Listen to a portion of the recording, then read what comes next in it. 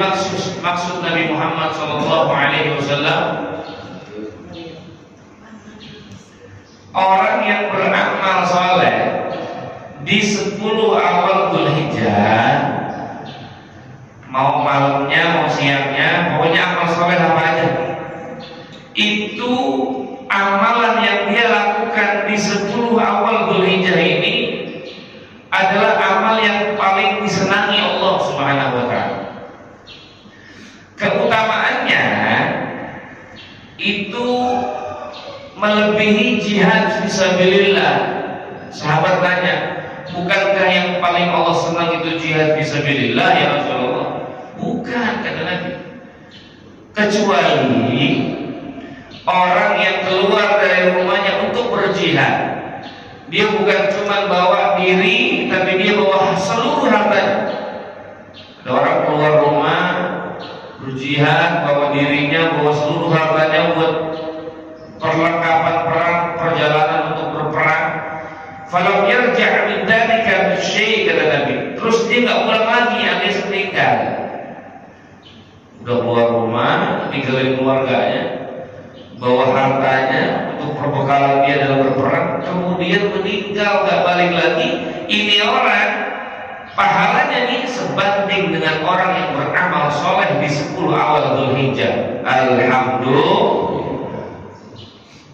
Coba kita bayangkan, amal soleh apapun yang dilakukan di 10 awal Dzulhijjah itu membandingi dengan orang yang keluar rumah membawa diri dan hartanya, dia meninggal di jalan Allah Subhanahu wa Ta'ala.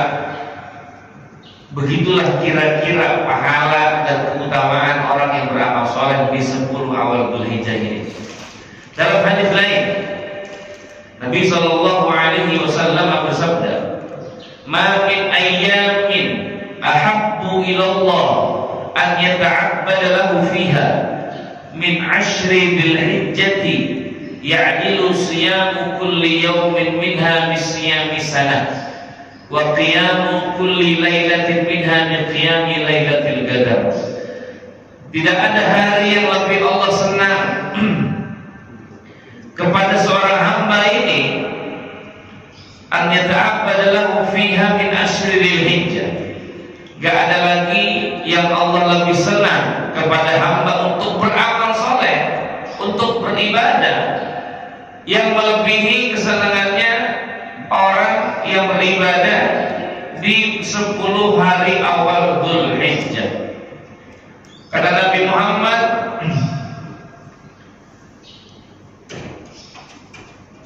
siyamu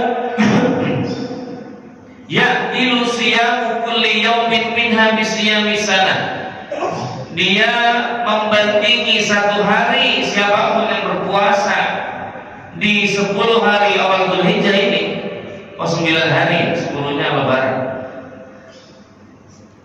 Itu puasanya dia sebanding dengan dia satu harinya dengan 1 tahun dia berpuasa.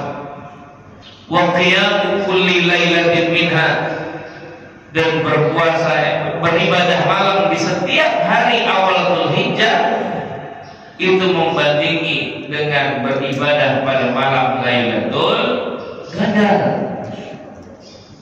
Rawahul Bukhari. Hadis ini riwayat Imam Bukhari. Hadis ini akhrajahu Tirmidzi, riwayat Imam Tirmidzi wa Ibnu Majah. Dan hadis ini diriwayatkan oleh Ibnu Majah. وقد دل هذا الحديث على أن العمل في أيامه أحب إلى الله من العمل في أيام الدنيا من غير استثناء شيء منها وإذا كان أحب إلى الله فهو أفضل عنده. Kata pengarang kitab ini, hadis-hadis yang tadi telah kita dengar itu menunjukkan bahwa beramal pada hari-hari ini di 10 awal Dzulhijjah ini itu menjadi amal yang Allah cinta. Dari 2 hadis tadi itu yang kita dengar, Allah senang kepada hamba yang beramal soleh di 10 awal Dzulhijjah.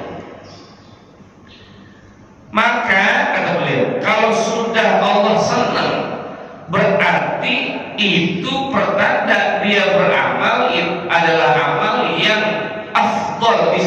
Allah Subhanahu wa taala. Bukan afdal menurut kita. Ini paling enak ini amalan. Di mana ada hari Allah yang kita beramal, Allah senang di situ, maka amal itu lebih afdal di sisi Allah Subhanahu wa taala. Kalau ukuran kita maka kalau nyumbang 20 juta lebih afdal dari 1 juta menurut kita keafdalannya. Tapi belum tentu menurut Allah. Menurut Allah itu ya ukuran ikhlas, mendingan 20 juta ikhlas daripada 1000 nggak ikhlas. 1000 nggak ikhlas Pak, bahaya orang ini. Mendingan ikhlas besar daripada kecil nggak ikhlas. Walhasil begini maksud saya, di mana ada satu waktu atau satu amal yang Allah cinta dengan amal itu, seperti ibadah Ramadan, seperti ibadah di sepertiga malam, atau seperti ini 10 hari awal Dzulhijjah, itu sudah pasti menunjukkan adalah ibadah yang afdal di sisi Allah Subhanahu wa taala. Dan hari-hari ini kata Imam Syafi'i, kata sahabat Ibnu Umar, Ibnu Abbas, Ibnu Hasan, Atha, Mujahid, Ikrimah, Qatadah, An-Nakh'i, Abu Hanifah, Syafi'i, Ahmad, dan dalam beberapa ulama yang lain mengatakan ini hari-hari doa seorang hamba diijabah oleh Allah Subhanahu wa taala. Karena itu ayo, ini 10 hari awal Dzulhijjah belum habis. Yang sanggup puasa, yang sanggup ibadah selain puasa, lakuin. Yang penting jangan saling pamer aja. Ya dengan gua puasa, lu mah ibang gitu doang misalnya. Jangan begitu jadi agak afdal ibadahnya. Yang bisa bangun, yang bisa beribadah full semalaman silahkan. Yang bisa sepertiga malam saja silahkan. Yang penting jangan lewati 10 hari ini atau sisa dari 10 hari ini dengan lalainya kita kepada Allah. Atau minimal banget jangan maksiat, titik. Apa saja maksiat banyak dah di YouTube, udah tuh buka aja. Maksiat yang terlarang banyak. Termasuk yang paling susah ini ghibah.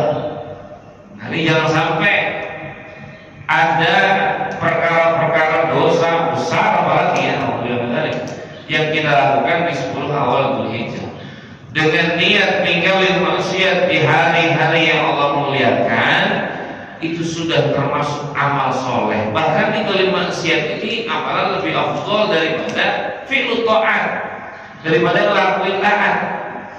Orang itu tidak akan diangkat derajatnya oleh Allah dengan taat dulu ya, dengan nambah ibadah dulu pertamanya.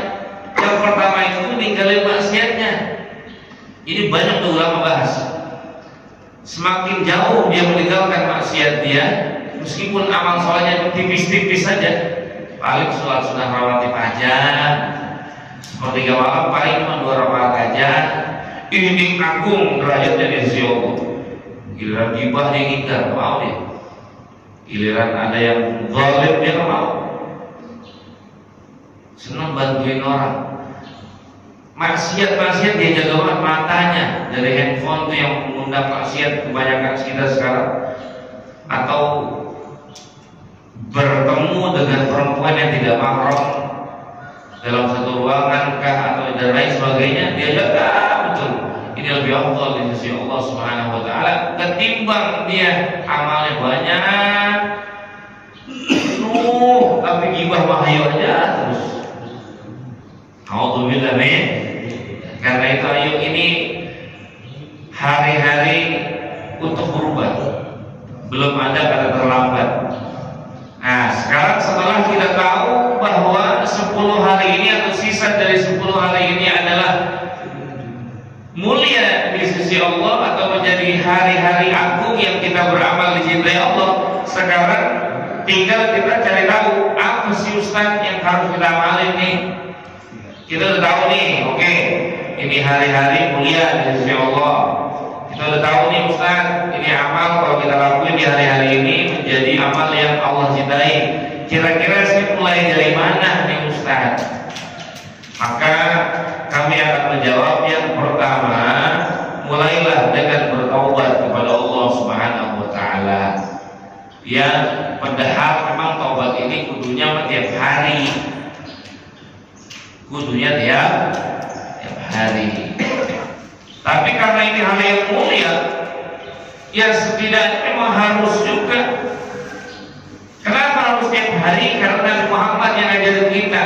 Lihat dalam hadis, inni la astaghfirullah fi kulli yawmin wa lailatin mi'ah marrah wa fi riwayatin 70 marrah. Sungguh aku, kata Nabi Muhammad, beristighfar kepada Allah, memohon ampun kepada Allah dalam sehari semalam itu 100 kali, bahkan dalam riwayat lain 70 kali, 70 bahkan 100. Itu Nabi Muhammad Sallallahu Alaihi Wasallam beristighfar kepada Allah tiap hari 70. Dalam riwayat lain tiap hari 100 kali. Ada beberapa ulama yang mengomentari hadis ini bukan soal jumlah katanya. Ini soal itu jumlah menunjukkan lidalalati ala takfir. Jumlah menunjukkan banyak. Jadi bisa jadi lebih dari Muhammad atau mungkin 100 gitu. Bilangan hanya menunjukkan banyak saja. Jadi sering sekali Nabi Muhammad itu memohon ampun kepada Allah Subhanahu wa taala. Nah, Nabi Muhammad ini adalah orang yang satu-satunya memiliki al-maqamul mahmud. Maqam yang terpuji di sisi Allah, yang hanya mampu dirinya menghadap Allah di hari kiamat. Ini masih minta ampun kepada Allah. Ini bukan berarti Nabi Muhammad punya dosa, bukan. Ini ngajarin kita biar tiap hari jangan putus tobat, gitu kira-kira.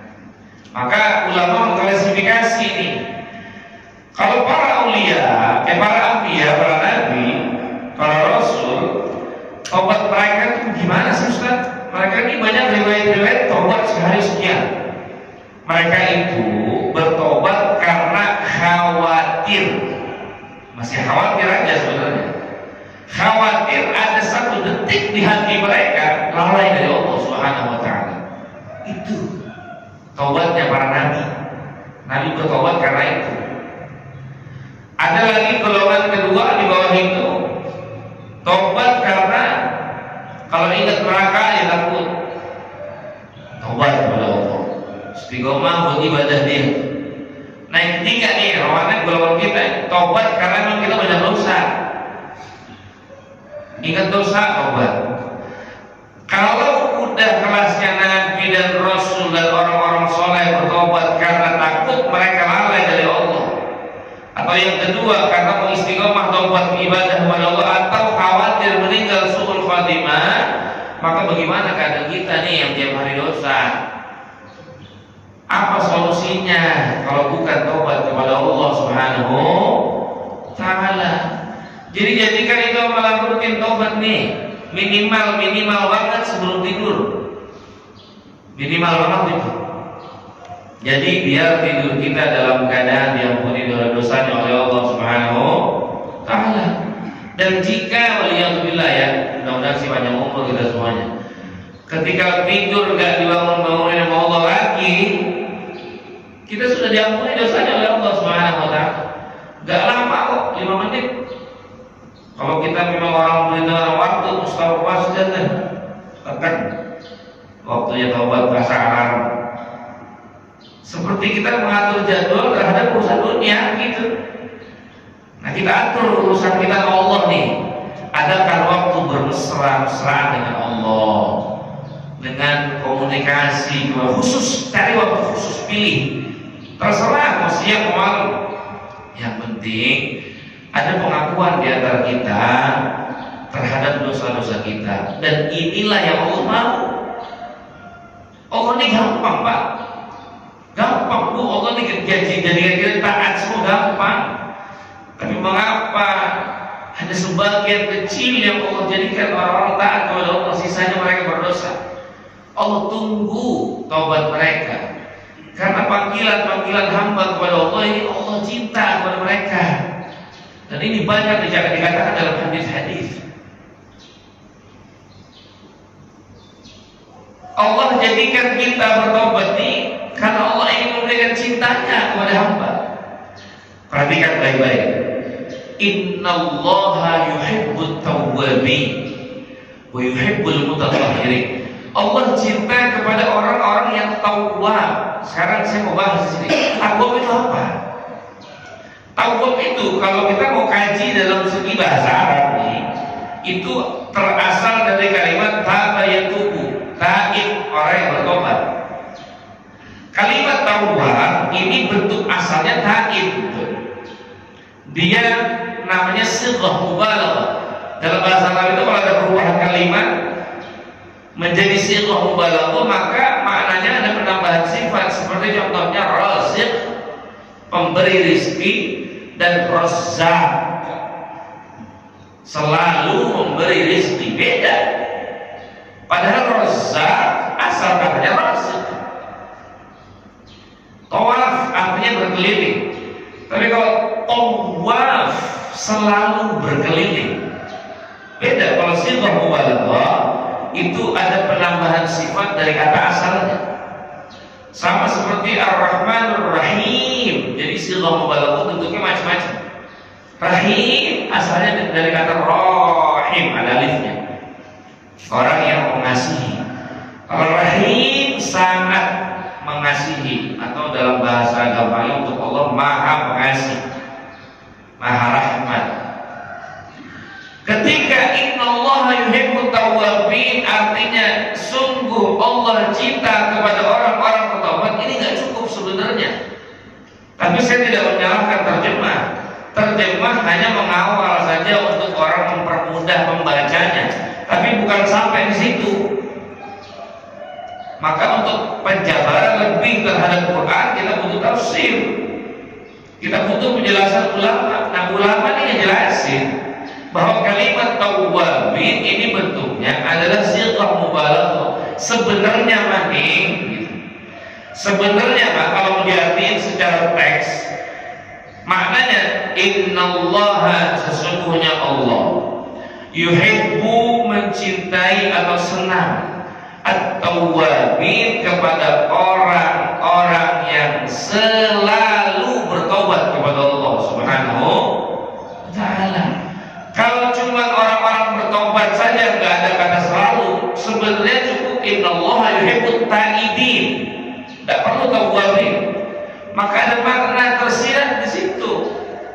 Inilah salah satu hikmah kenapa Allah jadikan kita hamba yang selalu dosa, biar kita selalu kembali kepada Allah Subhanahu wa ta'ala, sehingga siapapun di antara kita yang selalu kembali kepada Allah, maka Allah akan cinta kepada kita. Dan ini adalah ajaran Nabi Muhammad SAW. Dalam ayat lain yang Allah berfirman, "Qul ya ibadiyalladzina asrafu ala anfusihim." Katakan wahai Muhammad kepada mereka nih, sampaikan orang-orang yang dosanya sudah terlampau banyak, bilang kepada mereka, la taqnatu min rahmatillah, janganlah kalian putus asa atas rahmat Allah. Innallaha yaghfirudz dzunuba jami'an, sungguh Allah Maha mampu mengampuni dosa-dosa kita semuanya. Allah perintahin Nabi, sampaikan kepada mereka yang dosanya terlalu banyak untuk tidak berputus asa terhadap rahmat Allah, karena Allah sungguh dapat mengampuni segala dosa-dosa kita. Sampai ini Nabi Muhammad kepada para sahabat, sahabat nyampaikan kepada tabi'ut tabi'in dan tabi'ut tabi'in. Mereka menyampaikan kepada para ulama, kepada murid-murid mereka, terus sampai hari ini saya sampaikan kepada antum bahwa Allah berfirman menyatakan kepada Nabi Muhammad, sampaikan wahai Muhammad kepada mereka yang dosanya sudah terlampau banyak untuk tidak berputus asa atas rahmat Allah. Allah itu maha mampu mengampuni dosa kita semuanya. Jadi jangan pernah pesimis atau suudzon kepada Allah. Kalau ada saat di antara kita sekali-kali kayaknya dosa saya yang ini malah diampuni, dah itu sudah suudzon kepada Tuhan. Yakin kepada Allah. Inna Allah ala kulli syai'in qadir. Inna Allah yaghfiru dzunuba jami'a. Allah itu maha mengampuni segala dosa-dosa kita. Maka dari itu jangan lagi sekarang percaya sama orang yang bilang taubat percuma. Belum mah. Paling 2 hari lalu jamaah di masjid. Tapi gue lagi. Percuma hanya berubah. Ini kalimat salah. Atau gitu. Atau bisikan dari kita nih buat orang lain. Saya ini udah taubat sama Allah. Cuman saya balik lagi terjerumus. Kayaknya percuma aja saya taubatnya. Ini setan mulai masuk nih. Ketahuilah itu bisikan setan. Talbisus syaitan. Dan jangan percaya dengan bisikan seperti ini. Ini nggak mendasar. Coba deh tanya deh kepada orang yang sering bilang taubat itu percuma. Dia dapat ilmu itu dari mana? Dia dapat pemahaman itu dari mana? Saya jamin 100% nggak ada sanad keilmuan yang mengatakan taubat itu percuma, nggak ada. Meskipun dia tiap hari dosa. Karena ulama ini sepakat bahwa tidak ada solusi buat berdosa kecuali taubat. Nggak ada percuma itu kan solusi taubat yang banyak, bukan dosa yang banyak. Tidak ada orang terjerumus dalam dosa, istiqomah dalam dosanya itu solusinya percuma, nggak ada. Ulama ini sepakat solusinya taubat. Meskipun kau berdosa sehari 100 kali, maka tidak ada jalan lain kecuali 100 kali pula kau bertobat kepada Allah Subhanahu wa taala. Itu solusinya. Allah perintah Nabi sampaikan buat orang-orang yang sudah terlampau banyak dosanya, minta ampun kepada Allah. Bilang Allah ini maha rahmat, jangan putus asa. Nabi, Allah ini ngajarin Nabi ngajarin kita buat tidak putus asa. Nongol orang-orang ini bilang percuma. Ini kan kalimat menjadikan kita putus asa dari rahmat Allah. Berarti yang begini bertentangan dengan jalan Nabi Muhammad SAW. Selesai. Berarti ini bukan cara Nabi Muhammad. Justru Nabi Muhammad pengen umatnya gak putus asa dari rahmat Allah. Dia gak gelisah mulu berdosa, dia hari takut. Jangan. Udah serahin ke Allah, bilang ampun ya Allah, maafin saya. Iya, saya salah. Allah butuh itu. Allah tahu kok kita dosa. Tapi Allah pengen pengakuan dari kita seorang hamba nih. Saya sadar ya Allah, saya ngelakuin dosa tadi dengan terang-terangan, tapi saya sadar juga nggak ada solusi lagi bagi saya berdosa ini kecuali ampunanmu ya Allah. Ya Allah, berikan saya taufik agar saya bisa kuat ibadah nih, ninggalin maksiat, karena saya nggak punya kemampuan. La haula wala quwwata illa bika ya Allah. Saya nggak punya kekuatan untuk taat, saya nggak punya kekuatan ninggalin maksiat, kecuali semua kekuatan itu datang dari pertolonganmu ya Allah. Allah pengen kita begitu. Ada pengakuan itu. Makanya kadang-kadang orang yang rajin ibadah sesekali Allah jatuhin tuh dia dalam maksiat. Biar dia sadar bahwa yang tinggalin maksiat dia bukan ilmunya, bukan amal solehnya, tapi rahmat Allah, kekuatan taufik dari Allah Subhanahu wa taala. Nah, karena itu apalagi di hari-hari ini nih, jangan sampai gak ada tobat kepada Allah. Siapin waktu khusus untuk Allah, kita ampun sama Allah segala dosa-dosa kita. Kedua, apa yang harus kita lakukan? Banyakin hajat, permintaan, karena di hari-hari ini Allah buka ijabah, Allah akan terima doa-doa hamba-hamba. Cuma dalam berdoa, tolong yang pertama kali disebut-sebut itu urusan akhirat dulu. Jangan setiap mendengar ada waktu ijabah, ada keadaan ijabah yang diminta urusan dunia mulu. Boleh bukan nggak boleh, tapi tolong diposisikan pertama akhirat dulu, yang sesuatu yang nggak pasti dulu. Ampunan Allah, meninggal husnul khatimah, keselamatan di alam kubur, penerangan di alam kubur, sebelum meninggal dapat rezeki mimpi Nabi Muhammad Sallallahu Alaihi Wasallam, sampai di hari kiamat minta kepada Allah keselamatan. Setelah permintaan sudah diajukan semua, baru ya Allah lancarkan urusan saya, perbagus rumah saya, bagusin lagi mobil saya ya Allah. Boleh aja, silakan. Tapi setelah urusan akhirat dibaca dulu ini semuanya. Dan dibiasain doa di setiap waktu begitu. Jadi ini tidak akan merubah ketulusan hati Anda di hadapan Allah. Fis-sarra wad-dharra. Anda lagi susah, yang diminta pertama kali urusan akhirat.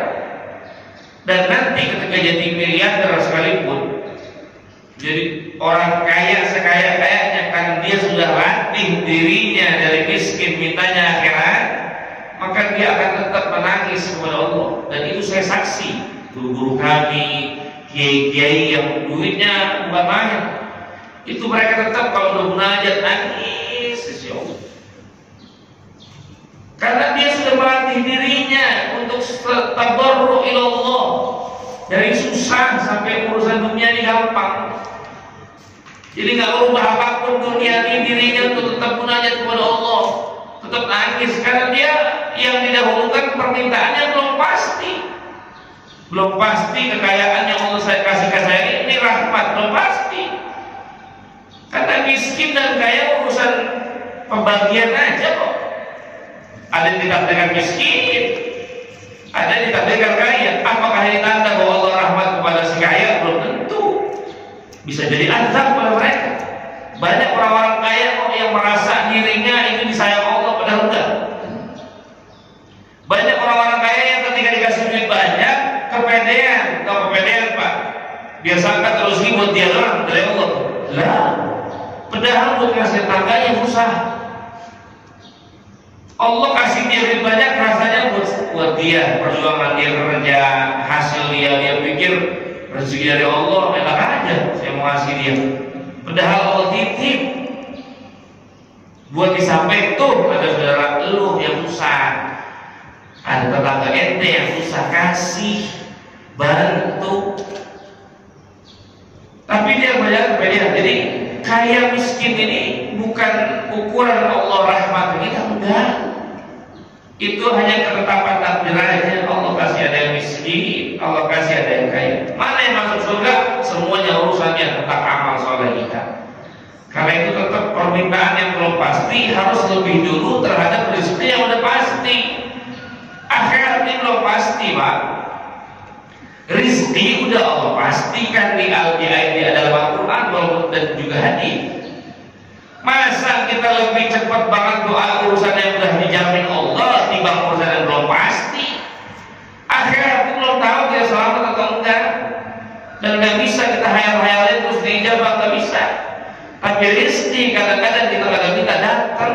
Tuh lihat tadi itu berapa gitu ya? Ada kita semalam doa dari misal kagak Allah kasih. Buru-buru kita bilang alhamdulillah duit nikmat, alhamdulillah. Orang kagak punya kerja nih, kadang-kadang kagak melamar datang kerjaan buat kerjaan ini ntar insya Allah juga segini. Kagak doa datang rezeki mah tuh. Kerjaan tuh ada aja. Kadang-kadang kita nggak minta datang dia. Tapi urusan akhirat meninggal husnul khotimah ini nggak pasti nih. Nggak bisa datang dengan hayalan doang. Mudah-mudahan husnul khotimah. Cuma tiap hari main judi. Gak bisa juga gitu. Yang hal yang gak pasti inilah yang harus dikedepankan dalam berdoa kepada Allah Subhanahu wa Ta'ala. Bukan urusan duit yang lebih dulu, yang boleh dijamin oleh Allah Subhanahu wa Ta'ala. Nah, ini dalam berdoa usahakan begitu dulu. Kedua, dalam berdoa pada intinya kita mengajukan penghambaan kepada Allah, bukan untuk ijabah. Ijabah ini pasti dikasih. Saya ulang lagi, ijabah pasti diijabah oleh Allah. Allah yang bilang, ud'uni astajib lakum. Minta kepada aku akan kasih. Quran ini nggak mungkin salah. Itu rumus dasarnya. Quran nggak mungkin salah. Kalau ada terjadi salah dalam diri kita, kita yang salah. Itu pasti. Ini iman. Karena kata sebagian ulama, orang yang ragu terhadap sepotong ayat aja atas kebenarannya, ini bisa dihukum murtad. Ini urusannya bahaya. Allah bilang minta kepada aku pasti akan aku kasih. Kok belum dikasih juga ya? Ini ayat benar gak sih? Nah ini bahaya. Karena saya pengalaman Pak, yang rumah saya dari mulai yang alirannya agnostik atau agnostik Pak, sekarang ini ada agnostik. Agnostik itu percaya Tuhan tapi gak percaya agama. Dulu kan namanya ateis, gak percaya Tuhan. Ini mah dia percaya Tuhan, tapi agama manapun dia gak percaya. Itu cuma klaim saja. Itu cuma warisan, cerita warisan dari orang tua dan usul-usul. Itu namanya agnostik. Itu pernah datang rumah saya berdebat dengan saya. Ada orang pernah murtad pengen masuk Islam lagi dengan syarat kalau saya bisa dijawab pertanyaan saya 10 ini Ustaz, saya masuk Islam lagi. Ya terakhir nih kemarin nih berapa minggu yang lalu ada orang yang nyembah setan. Itu ada namanya satanik. Saya pikir satanik itu cuma musik-musik doang, ternyata bukan, itu aliran, ada perkumpulannya. Di Indonesia juga ada. Dan walhamdulillah diskusi dengan kami semuanya bersyahadat kepada Allah Subhanahu wa taala. Taubat kepada Allah. Semuanya saya teliti satu. Akarnya satu. Mereka semuanya dulunya Islam. Satu akar permasalahan satu. Doa yang tidak digobul-gobul oleh Allah Subhanahu wa taala. Mulai ragu nih. Ini Allah nih sebenarnya ada nggak sih? Lagi susah nggak ada yang datang bantuan apa? Ini Allah sebenarnya baik nggak sih? Yang pakai Tuhan. Apa cuma Allah nyiptain alam minum, sisanya kita ikhtiar aja nggak perlu doa. Akhirnya mereka mengandalkan ikhtiar mereka dan menganggap semua yang datang dalam dirinya hasil ikhtiarnya, bukan dari Allah. Ini bahaya karena salah memahami ud'uni astajib lakum. Minta kepada aku, saya akan kasih. Diragu nih dengan ini. Maka saya akan jelaskan di sini bahwa rumus pertama, Allah pasti benar. Shadaqallahul azim. Saya sering sebut ini. Maha benar Allah yang maha agung atas segala firman-Nya. Kemudian cara memahami ayat ini dengan apa? Itu perangkatnya dulu kita siapin. Kalau perangkatnya ini doang nih, akal kita nggak akan sampai. Satu, ilmu Allah harus dipahami dengan yang paling dekat dengan Allah. Siapa? Nabi Muhammad SAW. Memahami Quran yang paling akurat dengan hadis, bukan dengan otak kita nih. Minta kepada aku, kata Allah akan aku kasih. Ini ilmunya Allah. Ilmunya kita nih, ilmunya kita. Minta mobil dikasih mobil, minta rumah dikasih rumah, minta duit dikasih duit, minta bini baru kagak dikasih bini maksudnya. Mudah-mudahan usaha kita juga ada gantinya ini. Itu ilmu kita tuh. Tapi faktanya Ustaz, saya udah minta rumah baru belum dikasih juga. Katanya Allah maha kasih. Allah bilang minta kepada aku saya akan kasih. Jawabannya ada dalam satu hadis. Nabi SAW bersabda, "Ma min muslimin yad'u bi du'ain illa istujiba lah." Tidaklah seorang muslim meminta kepada Allah pasti doanya diijabah oleh Allah. Imma an yu'ajjala lahu fid dunya, ada kalanya doa dia dipercepat di alam dunia.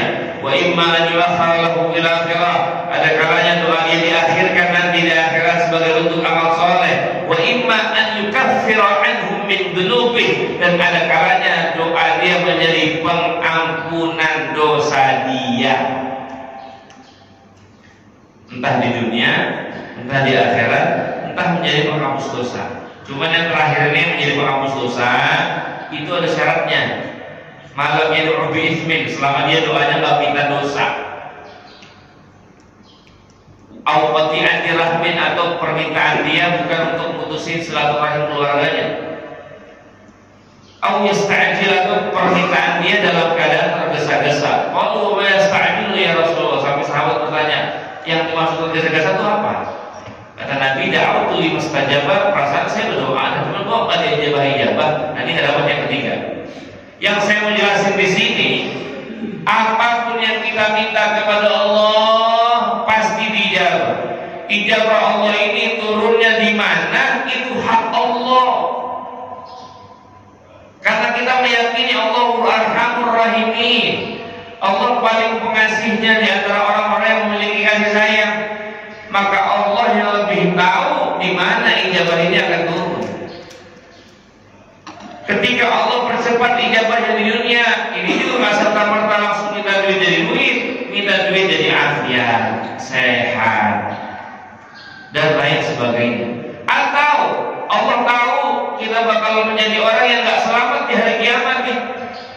Na'udzubillah min dzalik, amal jelek kita timbangannya lebih berat daripada amal buruk. Allah tunda permintaan ini menjadi pemberian nanti di hari kiamat untuk menambahkan amal soleh kita, supaya amal soleh ini menjadi lebih berat. Atau yang ketiga, Allah tahu kita ini banyak dosa, maka permintaan kita kepada Allah menjadi penghapus dosa kita. Meskipun kita tiap hari kitanya rumah baru, duit yang banyak, tapi kalau Allah mau naruh ini di ampunan kita, jadi ampunan ini. Kan maha baik sekali Allah kepada kita ini. Nanti itu urusan Allah yang nempatin itu di mana? Sebagaimana kita, Pak, kita ini punya anak.